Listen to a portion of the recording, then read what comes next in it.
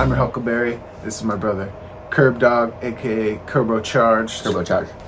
Yeah. So, anyways, what do you think about what's going on with the crypto scene? It's pretty cool, right? Cryptocurrencies.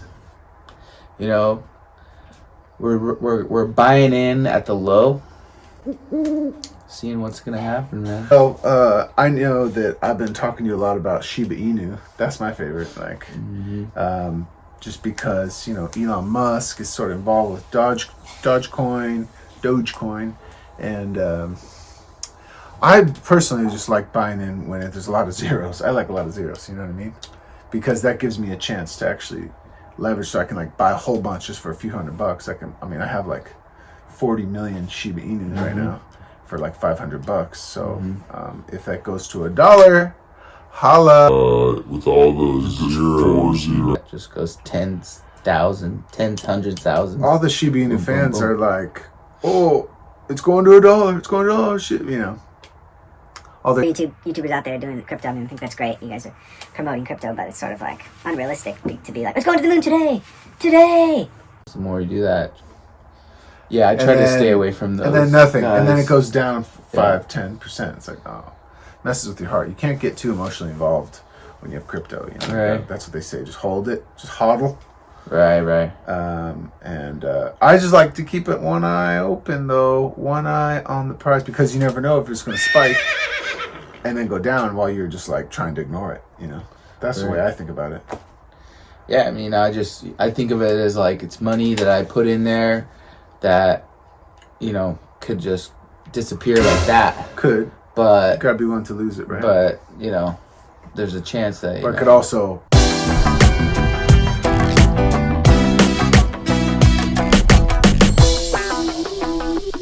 And then we got millions of dollars. Then we're moving to Puerto Rico. Yeah. Buying land in Puerto Rico.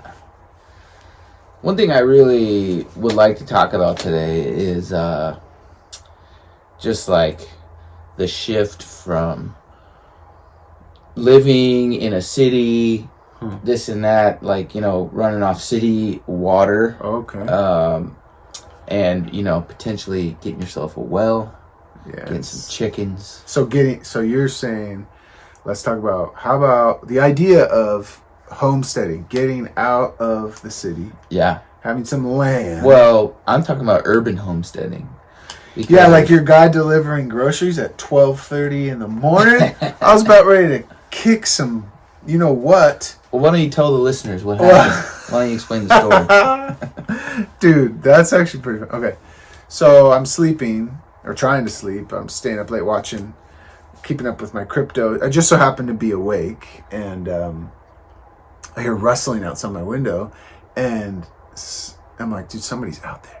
It's finally time to put all my combat sports training into action. Anyways, and then I thought it was you, because he was about your size. Yeah. And I was like, because Kirby's been outside fixing the main panels actually right outside my window, so I thought that. Until we blew a circle. I thought you were out there again, because last time I was like, you're about to get shot, man. Yeah. And so I go out there, and then this car like takes off. I'm like, who was that? There better be like a package on the door, which is weird, but there better be a package or something. So then I go around to the front door, and sure enough, there's a box of groceries, some fruits and veggies, purchased by. That kind of spooked me, but I don't know who delivers groceries. We're delivering groceries at 12:30 in the morning. Yeah, it was a little weird. Anyway, they must get an early start there on the farm, and got a lot of deliveries to do. However, I gotta say, this farm box that I subscribed to, I just canceled it today because they said it's like straight from the farm, but what they delivered it in was the same plastic packages you get at the grocery store. There was no difference. They're supposed to be totally organic. Well, I don't know. I mean, maybe they are, maybe they aren't. But yeah, too much plastic. To me, like plastic. Well, to me, it just looked like you just went to the grocery store and got the stuff that I picked, and it's supposed to be this farm box order, but it was Yeah, we don't like it was plastic. commercially packaged, so it wasn't as legit as I thought They it was. claimed, it wasn't what they claimed. And I kind of got the sense of that from their website, because they had some other things you could buy, like jams and jellies and honey and different things. And I'm like, this is okay. So this isn't coming from the farm. So it's this is not already organic. packaged. It's in plastic. It might be organic, but it's definitely it was kind of I think it's like a company that's trying to pretend like they're straight from that farm, when if you look at all the details, like it shows you that it comes from other places. So they source all this stuff and then they put it in a box and make you feel like special, but I don't really feel like it was very special. Yeah, we don't like plastic. We like those metal, either Yeti containers, which, by the way, guys, if you want to look at the link in the description, you can get your own metal Yeti container if you don't want to, pollute the ocean with plastic water bottles. I've heard a stat that says there's going to be more plastic water bottles in 2050 than fish. Don't quote me on that, the exact year. Bottom line is there's an island the size of Texas out in the ocean made out of plastic, and there's just so much plastic going in the ocean. That's why a lot of people like to drink out of metal containers. I stopped drinking out of plastic water bottles recently, and I use basically like those paper cups at work instead of plastic. I'm sure those aren't the greatest, but it's better than plastic. Yeah, my go-to is a Yeti, like a big cup for water every day. I do that, and then I have my Yeti coffee cup. So every day at work, I fill up a coffee, I fill up a water. Yeah. And then I refill that water, and sometimes I refill the coffee too. You know? Yeah, my coworkers, they have these these girls. They have these. It's like a gallon. It looks bigger than a gallon, but it's like the world's biggest water bottle. It's made out of like plastic. At least they use the same one every day. I guess that's. And they try and they're just like drink a they look gallon a day. miserable. They're just sucking water down all day, and they're like, I have to go to the bathroom all the time. Yeah, I'm sure. I'm like, I don't know if I could just lug something like that around. But I do like those Yetis, and I do like the metal cups better. But yeah, so what else is going on? Well, why don't we talk about like what's the vision of this podcast? Since this is sort of our first podcast. Well, I have this YouTube channel. I'm your Huckleberry, and this is our first podcast, the first podcast series. We're brothers. We grew up together, and we had a lot of stories to tell, and really just, I think, some good perspective for people that have similar beliefs as us or similar outlook, ideology on life, and they might find value in it. Hopefully you guys can find value in it. We thank you for the subscribers so far, but you guys go ahead and subscribe and smash that like button right there. Smash that like button up here, wherever we're going to put it. Follow us on TikTok, Twitter, YouTube, Instagram, Facebook, Instagram. You can watch me Hit setting me on up the this link studio. And they're making fun of me like I'm Joe Biden, spending $1 million gazillion dollars on all this equipment. Yeah, check out the socials. We're gonna have some good content coming your way. But I think I've been wanting to do this for a long time. I'll tell you how far back this goes. Wanting to start this, really just like making money and doing business online. That's something I've been wanting to do since I was 20 years old. I'm 37 now, so that was 17 years ago. 17 years ago is when I first heard. I was like, what do you do for work? Some guy in the library, and he's on the computer, and he was on my football team. I played football and in college, and he was like, oh yeah, I sell stuff online. I was like, you can do that? You can sell stuff online? Like you can actually exchange. You can get money, currency going into your pocket. Anyway, ran out and got a credit card, ran it up, dropped out of school. That's another story. One of my 5 colleges, a lot of colleges. I don't learn good. I can't read very well. By the way, if you guys want to whiten your teeth, just, click the link below for the teeth whitener. Or just get a nice light. Yeah, that just light makes looks nice. We got a good light. Makes us look like we brush our teeth more than we do. Maybe that's what all those people do. Yeah, fakers. Yeah, see? Yeah. Anyways, okay, so yeah, 17 years ago I wanted to do something online, and then YouTube comes out, and then, that was probably, 10 years ago I wanted to, we should do a podcast. Now I finally took a step in getting the equipment going. I got the Mac, got the microphone that we're going to start using, and got a light, basically. But now I need to start interviewing some cool people, and so Kirby is going to be sort of my co-host, but he's sort of the first guest, so that's where we're getting to learn about him. But Kirby, tell me about your journey into this job. Just a recent story. Weren't you living in New Hampshire, and now we're back in California here. And so you left California because you're like, it's California, it's like all these laws, and like it's just cramping my style. So you went away, you wanted the country life. We lived together in Texas for a little bit, but then you had a baby, then you had another baby, and then your wife was pregnant again.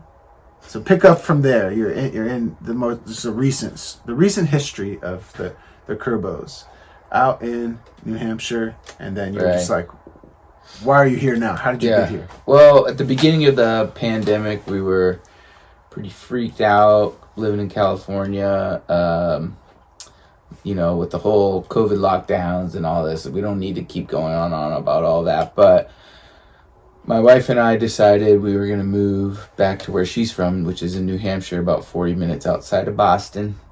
And kind of just start a life there. And I was in the fire academy. I got into a fire academy out there. I was going to pursue firefighting, and I had finished my EMT stuff, and I was like ready to go for it. Moved out there, and I got a job working construction with my brother-in-law, and so we were out there in those winters. Boy, let me tell you, there in New Hampshire, it's a little cold out there, huh? A little chilly. A little chilly, huh? Chilly. It's not like the 72 degrees Yeah. every single day in San Diego. And so we kind of like, for the last 2 years, we're out there. I graduated from fire academy, and then was looking for work near me. The way it works out there is you have to start, if you get on with like a local fire department as a volunteer or per diem, which is like you get paid. You're on call, and then you get paid when the alarm sounds, and you just strap up your boots. But I didn't really work out. Was doing construction, and then a friend of mine from back here reached out to me on LinkedIn and was like, "Hey, have you thought about doing CAD?" LinkedIn. Hit the link below to get your LinkedIn account. He's a mechanical engineer, and so I kind of was like, CAD? I was like, what's that? So I had no idea what it was. Did some research. So CAD, C-A-D, CAD. CAD, yeah, computer aided design. And I researched the job field, and kind of like, I was like, well, I don't have any experience, buddy. And he's like, well, with CAD, it's the one kind of opportunity where you potentially don't need it. We've hired a bunch of people who have all the certificates and look great on paper and ask for a high salary, and then they don't work out because they have to be trained from the start how we do it here. And it's the company I work for in the spinal industry. So they wanted to train someone green. They wanted to train someone who is new and put them in at entry level. And so I fit the bill, and it's been going great. Started in March, and I've been learning a ton. I do a lot of 3D printing, which is really cool. So I get a lot of hands-on experience with the 3D printers, and I'm getting, crash course in designing tools and, implants. So, and they actually, that company though, didn't they fly you guys out here? They paid for you? They flew me out to interview, put me in a hotel. And they give you a little extra money to move your family out here? Yeah, and then it was included in my signing bonus. That's pretty cool. So there are good companies out there. Towards my big companies get a bad rap. I feel that everyone's always ripping on the big corporations, but it's like, dude. I mean, maybe they're not huge corporations, but we're pretty small. There. Like we still private, but aren't they in the stock market? Yeah, so it's publicly traded. Yeah, there's a big. I won't name names, but there's big money that's invested in this company. Yeah, for sure. Big corporate. Anyway, and so they're generous. I mean, so it's cool when I hear a generous story of a company that's like, you know what, we'll fly you out. You know what, we'll help pay to move your family out. It's like, there's not too many companies that do that. I've never been hired by a company that did that. We've got a great CEO, and he invests a ton of money back into the company, trying to keep all the employees happy, which honestly makes you want to work harder and work for that goal. And we're all like, part owners in the company too because of the, you know, the stock options that we all have. So That's it's really cool. Yeah. And so basically, just to kind of land that plane, you make, like, what you actually do on a daily basis, like primarily make doctors tools to do spinal surgery, or like parts for like spinal surgery? Yeah, like the surgeon is our customer, so we make The surgeon. The spinal surgeon is your customer. So we make the implants. He goes, hey, I'm the spinal surgeon. And tools. Hey, I need this little tiny little screwdriver to help complete this piece that goes into somebody's spine. More or less, yeah. Okay. Yeah. Well, just layman's terms for just normal people. Yeah. Cool. Exactly. And you know, I think it's really cool that we're starting to notice your son is quite an engineer. He's catching on, man. 2 years old, and he's like, oh yeah, the water goes through the pipe, the water heater, and it goes over there, over there. And then he likes to know how everything works. Yeah, he's a trash truck. He's like, look at that truck, look at that, look at this tool. And he cries if he has a screwdriver in his hand and you take it away, he's gonna cry. He's gonna throw a fit. He's like, my tools. Yeah. He wants to stick it into the outlet, and we have to take it away so he doesn't kill himself. Yeah, man. So, well, that's pretty cool. We're glad that you're back here on the West Coast, West Side. You know, it's the best side. And something cool I could mention, since we'll go about 20 minutes maybe. Hawaii's coming up. I'm going to Hawaii with my girl, with my lady, and we're going to Maui. We're going to stay on the west side, West Coast, up and down. I think it's called Honolulu. Don't quote me. I'm still learning all the Hawaiian words. I've only been to Kauai twice. I've been to Oahu once, and I'm going to Maui finally. So we're gonna go surfing. We're gonna go up the volcano, but you have to reserve a parking spot the day before. We're gonna go to this one restaurant that overlooks this really good surf break. She wants to go dancing. I'm gonna try to get us to play a little pool. Oh, for sure. What else are we going to do? We're not going to do the road to Hana, I don't think. We might get inspired while we're out there, because a lot of people say to do it, but if you like the road to Hana, that's great. I don't like sitting in traffic. I'm not going to fly to an island across the ocean so I can sit in traffic. That's just not something I want to do. I did it once. I'm sure if I go back, maybe I'll do it, if I go live there. I think it's hard to say, man. Road to Hana, like, we've only been there a week. We've been to Maui twice. First time we went, and the next time everyone we were with wanted to go, and we were like, I've been there, I don't need to go again. It's kind of a long day, but it's definitely pretty cool. Yeah, it's sort of like the Nepali hike, the Nepali coastline on Kauai. There's like this really crazy hike where the road is like this big, or the path, and there's just like a huge drop off, and like a lot of people say you got to do it, but it's like, I like my bones intact right now. I've broken a lot of bones. I don't want to break them. Anyways, so that'll be pretty fun. I don't know, surfing. It's so expensive to rent boards and stuff, so I probably only go a couple days. But I heard there's supposed to be a big swell. I don't know if it's a south swell or north swell, but anyways, for all you surfers out there, hit me up in the comments if you know like some secret surf spots. I already got like a little bit of a down low. My niece actually lives out there. Yeah. But she's not going to be there when I go. Otherwise, she used to be a tour guide, like a hiking tour guide. So we're going to hit her up, but she just happens to not be there. But anyways, so we need to learn about like what names we can name and what terms we should say and not say. We don't want to get shut down before we even get started. We're trying to be sort of apolitical, just like without bashing parties or people or groups, but just sort of, I mean, I'm down to make fun of kind of the clown world a little bit, but we'll talk about that. But cool, man. Yeah, so there you go. First episode 1 with Kirbo Charged and Whammy.